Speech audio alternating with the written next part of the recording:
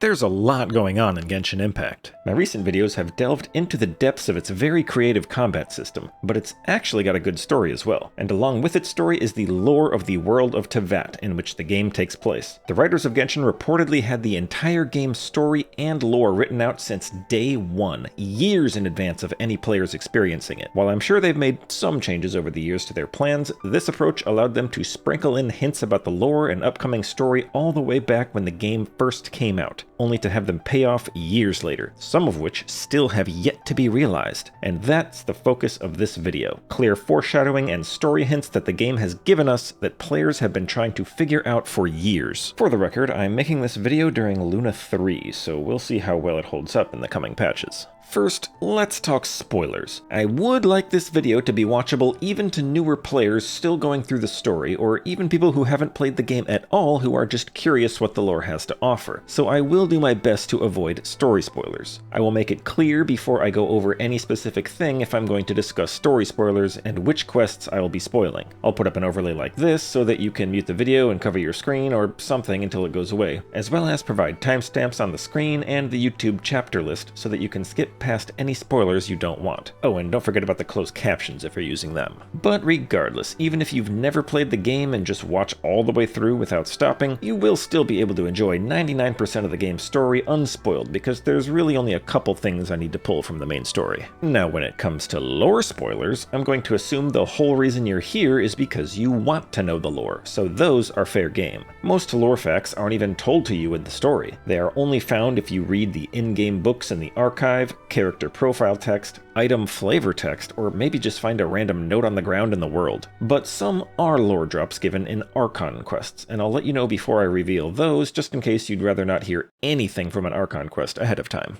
The Pale Princess and the Six Pygmies. Ring a bell? One of the first quests in the game is Lisa's story quest. A seemingly unimportant line in the quest hints that a children's storybook contains some deep, dark secret that is of interest to the main bad guys. And that book is Volume 1 of The Pale Princess and the Six Pygmies. For the next 3 years, most players probably thought this was just a throwaway line to make the story seem more interesting. But then Sumeru Act 5 and the interlude happened. I'm gonna have to mention some spoilers that could impact your enjoyment of those quests, so if you aren't there yet, you might want to skip to the next mystery, or at least to this timestamp. In Sumeru Act 5, we learn that knowledge can be removed from the world, and the collective memory of everyone native to this world, as well as recorded history, will all be retroactively modified to insert fake history into the gaps created by the removal of said knowledge. Note that it doesn't actually change the past, just knowledge of it. Then, in Inversion of Genesis, we learn that the removed knowledge can actually be preserved if it's written or recorded in vague enough terms. Terms such as a fairy tale with names changed and events described in the form of an allegory. And upon that reveal, players suddenly remembered The Pale Princess and the Six Pygmies, a fairy tale story that has been told throughout Teyvat for ages. Turns out, maybe this book does contain a huge secret. This fairy tale likely contains Teyvat's true history, and the history that people know has been fabricated. But what part of history? Some people think the book could be about Conria, in which case the story could hint at a secret chain of events that no one knows, which led to the Cataclysm 500 years ago. Unfortunately, at this time, we still only have Volume 1, so there's just not enough to go on to even begin to figure out what this fairy tale might be trying to tell us. That's why it's 8th on this list of mysteries. And no, I will not be discussing any leaks or data mines in this video, so if you found a way to access the subsequent volumes, let's keep that to yourself. The Voyager. A relatively recent mystery that was just revealed as a major part of Teyvat's past is an entity known as the Voyager. The first mention of this character was in version 1.2 with Volume 4 of Records of Jueyun, Mountain Spirits. It told of an ancestor of the Seelie race who married a traveler from Afar. 30 days later, a disaster struck, the couple was separated forever with their memories erased, and all Seelie were cursed into their present form, where they do not but guide adventurers to treasure chests. Well, years later in version 5.5, we got Skirk's artifact set, Finale of the Deep Galleries, and the flavor text of these items gave us more information than we imagined about this traveler from Afar. She was known as the Voyager, a cosmic being tens of thousands of years old whose consciousness traversed the universe observing primordial civilizations. Thousands of years ago, she visited and met the creator and then ruler of Tevat, Dragon King Nibelung. They became friends, but eventually Voyager left to explore the universe some more. When Voyager came back, hundreds or even thousands of years later, Nibelung was gone, and the one we know as the Heavenly Principles had taken over the world. Confused, Voyager decided to take a human form to reside in Tevat and the city of Hyperborea to try to figure out what happened. While there, she, or now he, caused enough of a stir by being a debate lord that he gained an audience with the first angel, the foremost divine envoy of the Heavenly Principles. Long story short, he debated her into freeing herself from the control of the Heavenly Principles, the two got married, and staged a revolt against the Heavenly Principles. But they lost. Hyperborea was destroyed along with half the world, and he and the first angel were split up and had their memories wiped. That's the last we hear of this traveler from Afar. We did get another mention from a book in Nodcry which puts names to the Voyager and first angel, but every name in that book is fake, so there's no reason to believe these are their actual names. However, we do have reason to believe that their story is not over. Firstly, because we don't know what happened to them, but also because apparently Skirk is here on Tevat with the mission to find the Voyager. So the lore enjoyers are doing their best to try to figure out where they are, who they are, and what their role might be when they're finally recovered. The Descenders.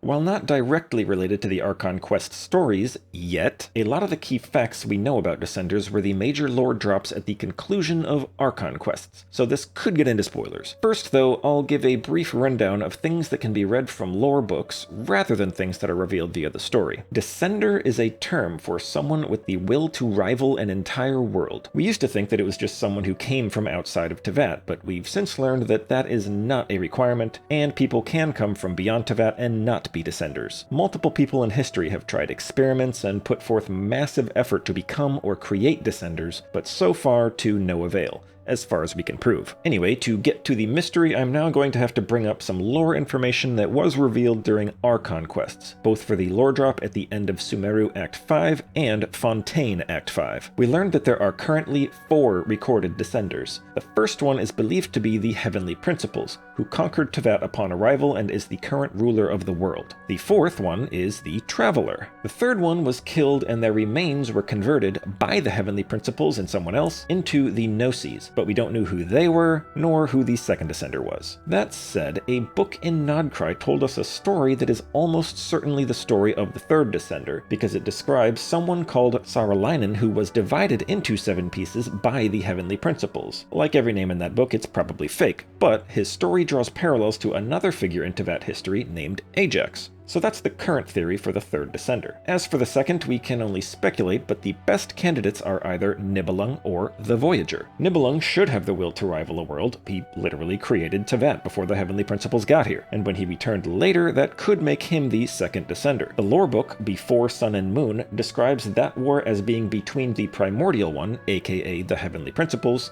and the second throne of the heavens. That probably means second Descender, and both Nibelung and the Voyager were major forces opposing the Heavenly Principles in that war, so it pretty much has to be one of them. Once, there was a glorious kingdom established among the heavens. If you've ever opened the Battle Pass menu, you've heard this story. In summary, we have a kingdom in the heavens and a crowned heir sent in search of the Genesis Pearl within the Kingdom of Darkness. She fails and becomes evil, so a second crowned heir is sent. The story seems to be narrated by Venti and heavily implies that the Traveler is the second crowned heir. But like, huh? That means that the twins are here in search of something called the Genesis Pearl, but that's news to me. There's no indication that the Traveler and their twin came here in search of anything. Part of the story matches up, which if you know, you know, but for the most part it doesn't really. We do have lore that the twins were royalty who came from another civilization in the stars, but they didn't send the twins anywhere. The civilization was destroyed and the twins are the last survivors. People have theories about what this allegory could be referring to, including the Loom of Fate. If you check the Traveler's profile, you'll see a locked entry about that. We have a good bit of information on what the Loom of Fate is, but clearly there's more to it, so maybe we'll get some huge lore drop that connects it to the Gnostic chorus. This little story could be massively important, or it could be a red herring. We just don't know. Alice. Just Alice. She has been an enigma since the early versions of the game when we only knew her as Klee's mom. Since then, she has only gotten more mysterious. To sum up what we know, she's over 500 years old, she's the leader of the Hexenzirkel, a group of extremely powerful witches. She makes references to things that exist outside of Teyvat.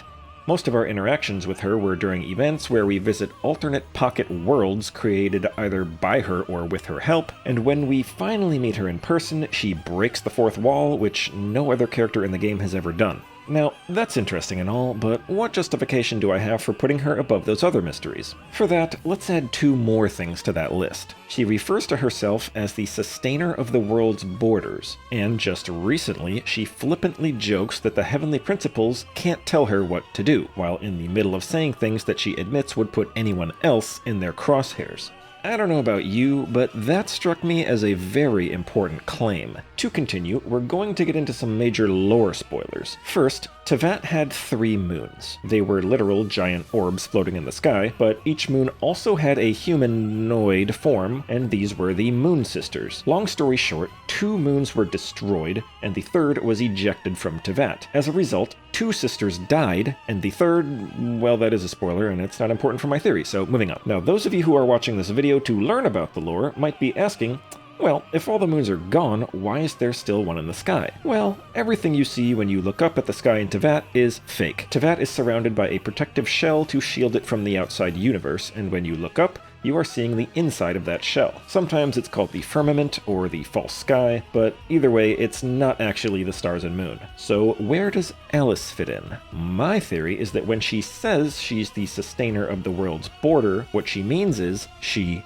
is the world's border. She is the firmament, or the human form of it, like the Moon Sisters were for the moons. This lets her see both almost everything in Teyvat as well as a lot outside of Teyvat, which is how she has all the knowledge that she does. And it's also why she can say whatever she wants about the Heavenly Principles without consequence. Nothing can happen to Alice or the world literally ends. As one final tinfoil hat note, Alice has featured in every single summer event since the game's release, except for the Natlan summer event. If my theory is right, can you think of something that happened in Natlan that might leave Alice a little, let's say, preoccupied? Now, like I said, that's my personal theory, but either way, I think it's fair to say that Alice qualifies as a mystery, given that she claims to have just been an adventurer despite seemingly being more powerful than the gods. The Gnoses. The Gnoses are the little chess piece looking things that each Archon has, which were given to the 7 victors of the Archon War, and allow the Archons to resonate with Celestia, whatever that means. At the very least, they give the Archon a power boost, but they are not the source of the Archon's power. They are just a tool that the Heavenly Principles uses to help them exert control over the world. Either way, the Fatui have been going around taking the Gnoses from the Archons to bring back to the Tsaritsa, so she can obtain all 7 of them. Since the release of the game, players have been trying to figure out why the Tsaritsa wants them all. Is it just a power move? Is there some epic objective that can only be achieved using the power of 7 Gnoses? Well, for a better answer, I have to spoil the lore drop at the end of the Fontaine Act 5, which is the same one I already talked about earlier. We learned that the Gnoses are the remains of the third Descender, whose body was divided into 7 pieces by the Heavenly Principles and someone else. At this moment, the theories immediately started that the Tsaritsa is trying to revive that third Descender by gathering their remains together. I wasn't sold on this because that begs the next question, why does she want to revive them? But thanks to Nodcry lore, we have a plausible explanation. Hymns of the Far North tells us a story of someone who was divided into 7 pieces, which could indicate the third Descender. The book also tells us this person, nicknamed Saralainen, was betrothed to the daughter of someone named Pakaisuko before Saralainen was killed. Our best guess is Pakaisuko's real identity is the Beli Sar, the former Cryo Archon, and it's also a fair guess that his daughter was the Tsaritsa. So now we have a motive, allegedly. The few quotes we have from the Tsaritsa seem to indicate something way more grandiose than just reviving a dead lover, so there's probably still more to the story, and her plans for the Gnoses might be world-shattering yet. The Traveler's Twin. What the heck is the twins' problem? We've seen them several times, and every time leaves us with even more questions than before. We've learned so much about what happened to them before the Traveler woke up and the opening cutscene takes place, but their story has some massive holes. And that's about all I can say without story spoilers, so I'm just gonna say this next section contains story spoilers all the way to Luna 3, though only lore revolving around the twin. And I'll try to make it as quick as I can so that those avoiding spoilers don't have to skip too much. But there is a lot to say. We're told that the twins arrived here together, like in the same spaceship according to the Traveler, but we also have a quote from the Mages of Conria that implies that the Traveler and twin were in two separate spaceships orbiting Teyvat. We of course don't know that this quote refers to the two twins, but the problems don't stop there. We're shown effectively a time-lapse of the spaceship sitting there on the ground, and at no point did it open. And yet, the twin was already outside it and came from outside to get the Traveler. The ship seemed to have been there for at least hundreds of years based on quotes from NPCs of the past, yet the first thing we hear about our arrival was that the twin was summoned to Conria, and this summoning had to have happened within a couple decades or so of the Cataclysm, because Dainsleif was a boy at the time. That's centuries after the spaceship first landed. Then, of course, there's the original lore drop of when Nahida told us that our twin is recorded in Irminsul, when in the same breath she tells us that the Traveler is not recorded in Irminsul because it can't record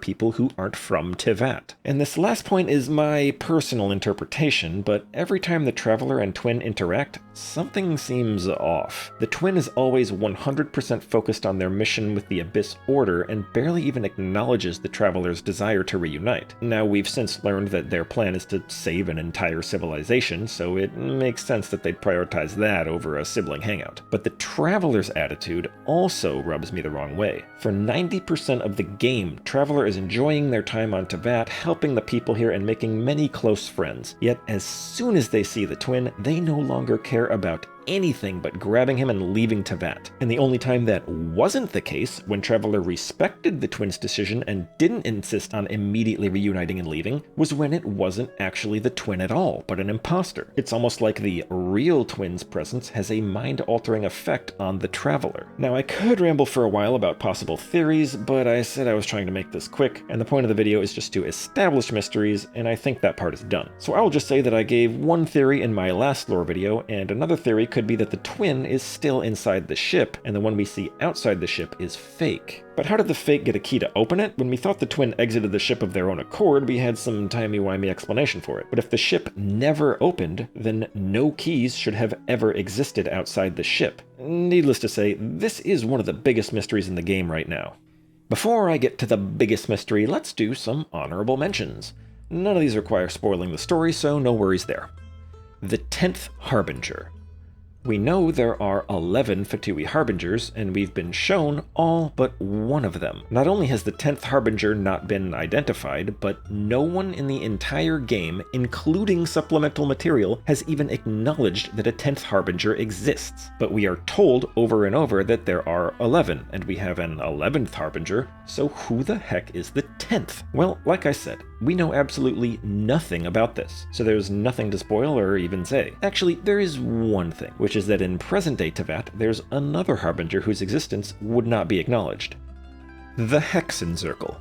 I already mentioned them because Alice is the leader, but every member of the Hexen Circle is a bit of a mystery. They are all super powerful witches, though the term witch doesn't seem to have any special meaning in this context other than someone who can do powerful magic stuff. There were 7 of them, 5 still living at the ripe old age of centuries to millennia. These are major players in Teyvat, but they only get an honorable mention because so far they are mostly on the sidelines, and the ones who are important in the story are as such for reasons that don't have anything to do with the Hexen Circle. That said, there is a hint that there is an unnamed 8th member and maybe even a secret 9th. The Sinners. This used to be a big mystery, but we've been getting lore drops on them left and right nowadays. If you've kept up with the story, you don't need me to say anything here. There's only one sinner that we know almost nothing about, so there's still some mystery here, but for the most part I don't think the Sinners need more than a mention, along with, again, the subtle implication that there could be a 6th one that no one knows about. Who are you? The sustainer of heavenly principles. Since literally the first 60 seconds of the game, she has been one of the biggest mysteries on every player's mind. Who the heck is she? Well, now we know exactly who she is. They told us in the Teyvat chapter interlude teaser, The God's Limits, that you can find on YouTube. So if you want to know, check it out if you haven't. It also adds some more mystery to her, but since I already pointed you to the teaser, there's no need to get into it here, especially since it's a little spoilery for those not caught up on everything before Nod Cry. One who came after. This was a casual remark seen in Neuvillotte's profile text. It suggests that while the Heavenly Principles created the Gnoses, they did so with the help of one who came after. Who? For a while we thought it was the second Descender, but given everything we know about them, that doesn't seem possible. But we've heard basically nothing else about this, so all we have is this offhand suggestion that there's someone out there who helped to create the Gnoses, and we have no clue who they could be. King Deshret. This guy is responsible for everything you see in the desert. Mostly. All that wild technology, that was him. We have tons of lore about him and his accomplishments, including the fact that he could handle abyssal power when we know that the abyss corrupts and eventually destroys anything it touches, and if you add that to the fact that he is implied to come from outside Teyvat, I think there's a mystery here worth mentioning. Also, I didn't think of this until I wrote out the One Who Came After and Deshret mysteries back to back, but maybe they're the same? Heck, he could even be the Voyager after getting memory wiped, for all we know. Venti. He implies we met before the events of the game, even though we don't remember. He narrates the Gnostic chorus I talked about earlier, which must have some significance. You can sum him up with the Dokes meme. There's something off about him, we just don't know what. Okay, time for the final, biggest mystery. You can probably guess the name I'm about to say. Paimon. Believe it or not, there will be no spoilers here, because we know literally nothing about Paimon. It's all speculation. Although that speculation is based on miscellaneous quotes from characters at various points of the game, I wouldn't call any of these quotes spoilers. Let's list off the strange things. She acts as our guide for most of the game, which would imply she's familiar with the world, but no one in the world has ever seen her before. Mona, a pretty skilled astrologist, cannot read her fate, and the only other instance that happens is with the Traveler, because the Traveler is not from Teyvat and fate only applies to Teyvat. However, there are other things that only affect people from Teyvat which do affect Paimon, so that's odd. Paimon's appearance also suggests a connection to Celestia, since she looks like a statue of the Seven, but no character comments on that. And if you've ever bought a Welkin Moon, I'm sure you've noticed that Paimon is identical to the Welkin Moon girl. That seems important. On top of that, every god in Teyvat has a special name taken from Ars Goetia, and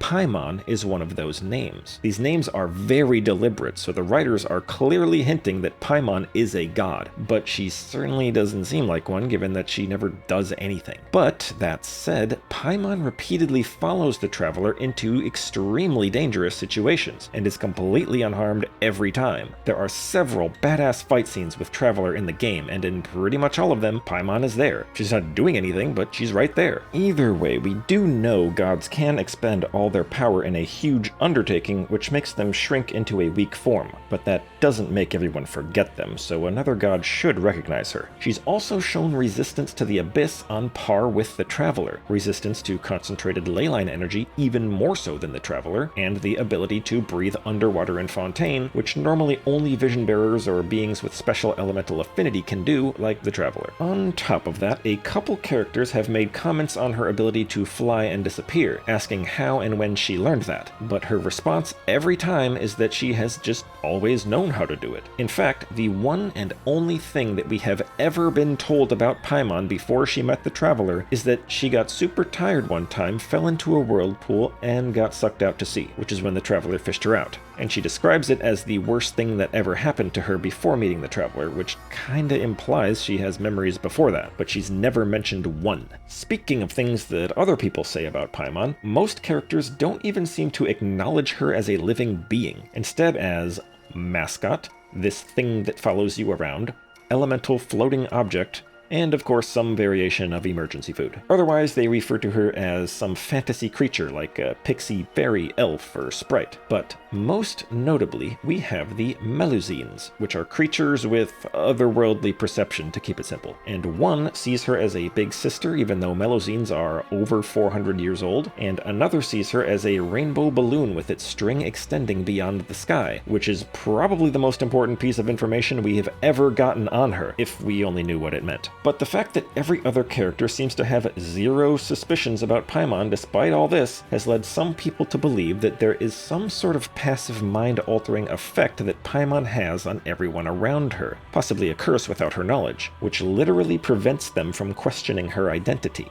And that's not an outlandish possibility, because, without spoiling, we have met another character with a very similar ability, and we know that curses are a thing. That's all the Paimon contradictions I can think of, given that every single person's first fan theory was probably, I bet Paimon is secretly the unknown god, and we still don't have any clue whether she is or not. I think it's fair to rank Paimon's identity and backstory as the single biggest mystery in Genshin Impact. I've got theories beyond the crazy one I put in my last lore video, but as I've said, this video is more about presenting mysteries than trying to solve them, so maybe I'll talk about it more in the future. The Paimon theories are just about endless, claiming that she's secretly any character in the entirety of lore that we haven't met yet. Maybe she's one of them, or maybe Paimon is just Paimon. Well, that wraps up my long list of Genshin Impact lore mysteries. Hopefully you found it interesting. If you think I forgot any good ones, feel free to post a comment, and if you think you have a good theory to explain any of these mysteries, feel free to post that too. I'm sure some of these will be answered by the end of Nodcry, but others, I'm sure the writers are playing the longest game and won't reveal until the final arc of the entire game, or maybe not even until whatever comes after. And let me know if you thought my handling of spoilers was good or bad, since in future lore videos I may or may not try something similar. But either way, thanks for watching. Oh wait, I forgot the actual biggest mystery. Why aren't you subscribed yet?